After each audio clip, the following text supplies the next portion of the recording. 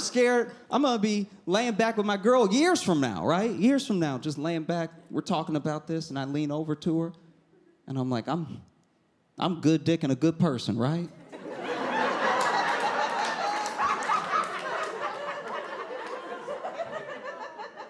And she's like, you have a great job, all right?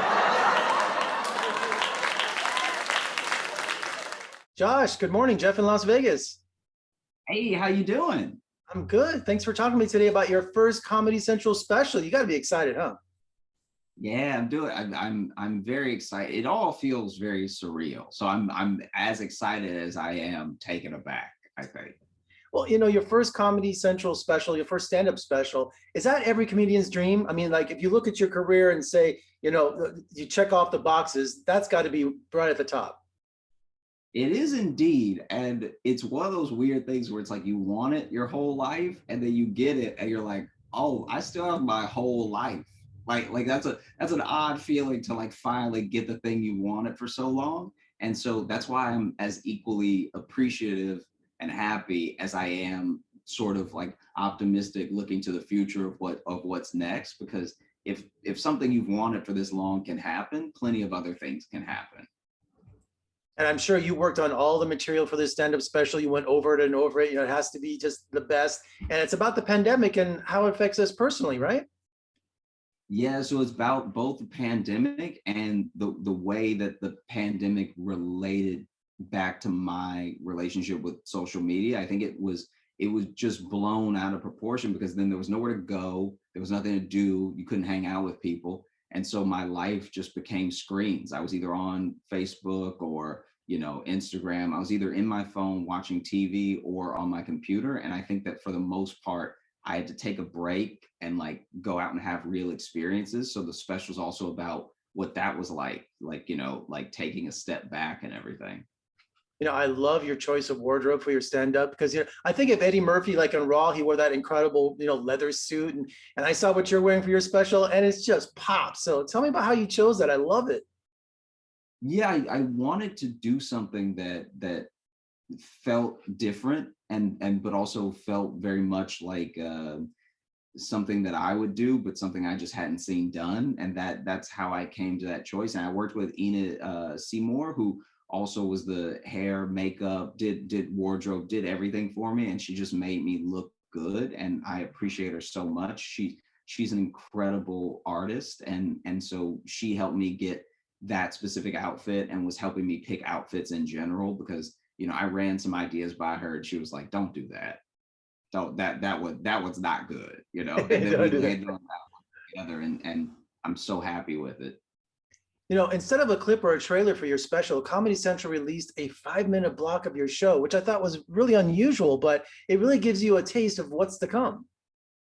Yeah, I think it was important because I think that for the most part, especially being one of the first specials coming out in like a slightly pandemic / post-pandemic world, it was important to give a sense of what I was going to be talking about and give a sense of what the tone of the overall special was going to be. So that way people could get excited about it and they wouldn't have to guess. Now, as a comedian, who are your influences? What shaped your sense of humor? Was there anyone specific that you can recall? I think that I get my grandmother especially was one of the funniest people I knew growing up, and she did a lot of like impressions, and she just had a wild sense of humor in general. So I think that I look to her, when I was growing up as like, that's so funny. I wonder how you can be that funny. And then when I started watching comedy, like the first comedy special I ever saw was Christopher Titus's Norman Rockwell is Bleeding. And that was like one of the most vulnerable, yet one of the funniest things I had seen. Like I was just blown away by it. And then I just started watching more people watch Bill Burr, like growing up. Like I remember Bill Burr doing like those TBS Montreal sets and stuff like that. Like I've always been a huge fan of his. And then obviously watching Chappelle and everything. So there's all of these great people that are the big people that everybody knows. And then I take a lot of inspiration from my friends, like just my peers in general. Like I love watching Dulce Sloan, Rob Hayes, the other people that work at Daily Show with me, like Ronnie Chang and Michael Costa. So those those are all my influences all in one. Yeah, my life changed when I first saw my first George Carlin special on HBO. So I just, Yeah, yeah. can you recall that your very first joke you ever wrote? You know, whether being a child, a teenager, or just that you wrote, you sat down and like, I'm going to be a comedian, or like, oh, I have this idea. Can you recall what your first joke was? I think I might remember. Okay, so it's and you'll have to forgive me because I was not good yet.